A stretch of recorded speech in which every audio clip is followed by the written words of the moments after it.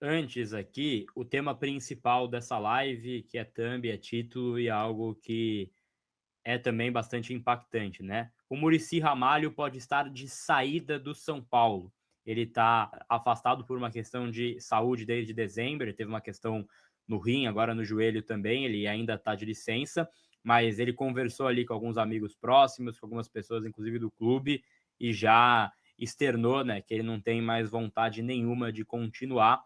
Ele está de olho nessas informações que estão saindo, ele acompanha o noticiário, por óbvio, né? Quem não acompanha o noticiário do São Paulo, e ele já manifestou que não tem mais esse desejo de continuar no cargo. Ele tem muita preocupação com essa parte política e entende que já é uma situação que está insustentável politicamente no São Paulo. Ele não quer mais estar no cargo que ele exerce, que é coordenador de futebol. Eu já falei do Muricy Ramalho aqui em outra ocasião, e aí eu queria ouvir o Nick também, e o chat vai participar. Antes tarde do que mais tarde, pode ser a expressão que a gente vai usar, mas assim, tem dois lados, né? O Ilcinho comentava aqui que ele achava que era importante ter o Muricy porque os caras gostam dele, os jogadores, tudo mais, gostam dele, e ele poderia vir a ser um elo importante, ainda mais importante nesse ano. Ao mesmo tempo, ele tem uma questão de saúde, e a gente estima melhoras aí para o Muricy Ramalho, que ele fique bem, que ele fique 100%. Ele tem uma questão também que ele não consegue mais impor as ideias dele, né, Nick?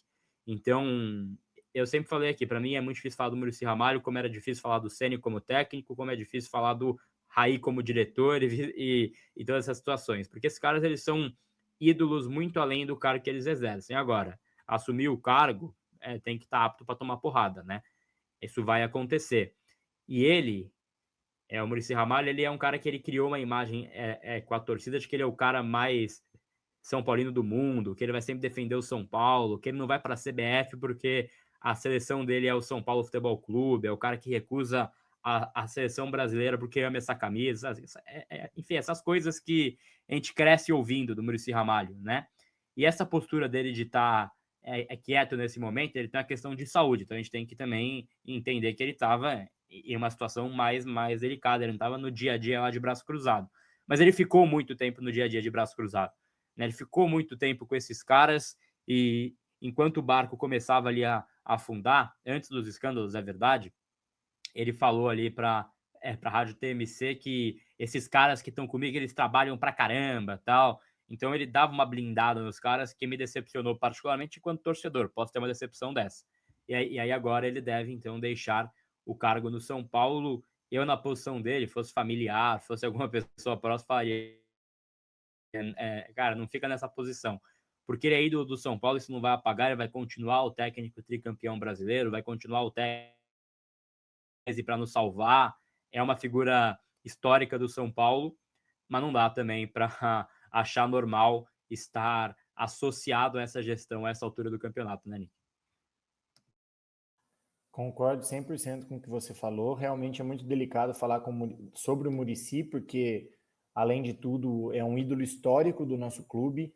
Eu, pessoalmente, tenho um apreço assim absurdo pelo Muricy. Minha esposa que está aqui escutando, ela é testemunha. Sempre tive assim dá para dizer assim, uma vontade, quase um sonho mesmo de conhecer o Muricy, de sentar com ele, de trocar ideia com ele, porque sempre me passou uma impressão de ser um cara com uma moral inabalável, com uma ética, com uma honestidade, por tudo que ele já fez pelo São Paulo, por conta de como ele sempre se preocupou em cumprir os contratos, os compromissos que ele assumiu, da forma como ele sempre se posicionou na vida dele. Então, quando eu soube que o Muricy ia ser colocado ali, cara, para mim foi um alento, porque todo mundo falava, e eu tenho amigos que falavam do Casares e desse grupo desde o início, e eu acabei não dando tanto ouvido, mas a presença do Muricy servia sempre como um alento, como se fosse uma entidade moral ali para que não deixasse nada de ruim acontecer com o São Paulo em termos de ilegalidades e problemas desse tipo. Eu realmente não consigo imaginar que o Muricy tenha participado ou tenha ficado sabendo ou tenha se omitido a respeito de tudo isso. Eu sei que quando você convive, quando você bate no peito sobre a idoneidade de pessoas que agora estão se demonstrando talvez não tão idôneas assim, isso puxa para você uma responsabilidade, mas pessoalmente, cara, seria uma decepção do tamanho do mundo imaginar que o Muricy participou ou se omitiu de alguma forma em relação a tudo isso. Prefiro analisar o trabalho dele como diretor de futebol, coordenador de futebol, no caso, e aí criticar ou elogiar em relação ao papel que ele cumpriu dentro do São Paulo. Então, aí que entra essa outra questão. Até hoje, sinceramente, eu não consegui entender o que de fato o Muricy fazia lá dentro. O clube passou por essas crises, tanto dentro quanto fora de campo, com ele lá. E aí a pergunta que eu me faço é a seguinte: será que sem ele não teria sido ainda pior? Ou não? Ou será que de fato ele não teve um papel relevante durante esse tempo todo? Porque se for a primeira pergunta, se for a primeira conclusão, ou seja, sem ele seria ainda pior, ele sair num momento desse que precisa de uma blindagem ainda maior para o time, para o elenco, seria péssimo. Se for a segunda conclusão, ou seja, que ele ali tanto fez, tanto faz, por mais que a história e o tamanho que ele tenha no São Paulo, ele jamais conseguiu impor as suas ideias, a saída dele agora não vai fazer diferença nenhuma. Então, repito, cara, é muito difícil falar do Muricy, você nomeou bem, Raí, Ceni, outros caras que passaram ali em outras funções pelo São Paulo. Eu realmente teria uma decepção muito grande caso viesse à tona alguma coisa de que ele viu e fez vista grossa ou coisa do tipo. Agora, esportivamente, a gente nunca vai saber e nunca soube muito bem qual era a função dele ali dentro, né? Se tantas coisas aconteceram no DM, em Cotia, tantas contratações esquisitas, etc., com ele ali, fica essa pergunta. Ele não conseguiu impor a vontade, ele participou dessas decisões que deram errado, ou sem ele ali as coisas teriam sido ainda piores? Aí, infelizmente, como eu não tenho essas respostas, eu não posso dizer se a saída dele agora faz bem para o São Paulo, faz mal para o São Paulo, ou então tanto faz.